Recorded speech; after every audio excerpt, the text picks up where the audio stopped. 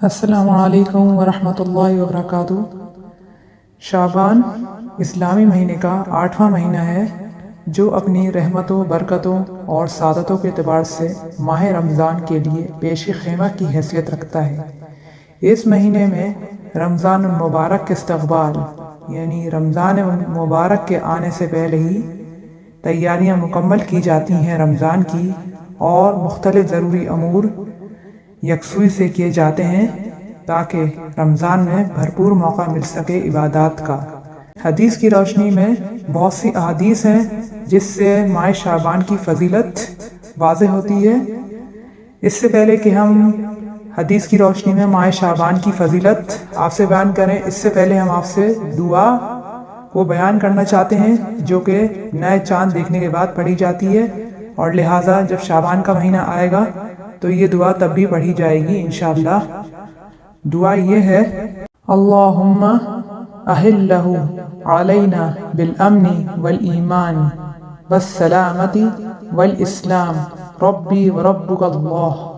اس کا جو ترجمہ ہے: اے اللہ، مبارک کر ہمیں یہ چاند برکت اور ایمان اور سلامتی اور اسلام کے ساتھ۔ اے چاند، میرا اور تمہارا رب اللہ ہے۔ چلتے ہیں احادیث کی طرف جن سے اس کی فضیلت ظاہر ہوتی ہے۔ حدیث نمبر 1970 صحیح بخاری میں رسول اللہ صلی اللہ علیہ وسلم شعبان سے زیادہ اور کسی مہینے میں روزے نہیں رکھتے تھے۔ شعبان کے پورے دنوں میں آپ صلی اللہ علیہ وسلم روزے سے رہتے۔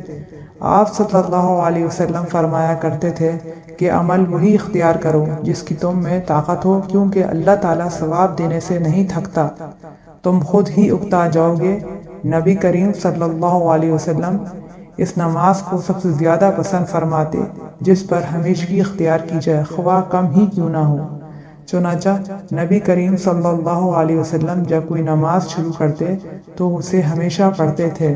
ایک اور جگہ حدیث نمبر 1914 صحیح بخاری میں فرمایا، نبی کریم صلی اللہ علیہ وسلم نے فرمایا، تم میں سے کوئی شخص رمضان سے پہلے شعبان کی آخری تاریخوں میں 1 یا 2 دن کے روزے نہ رکھے، البتہ اگر کسی کو ان میں روزے رکھنے کی عادت ہو تو وہ اس دن بھی روزے رکھ لے۔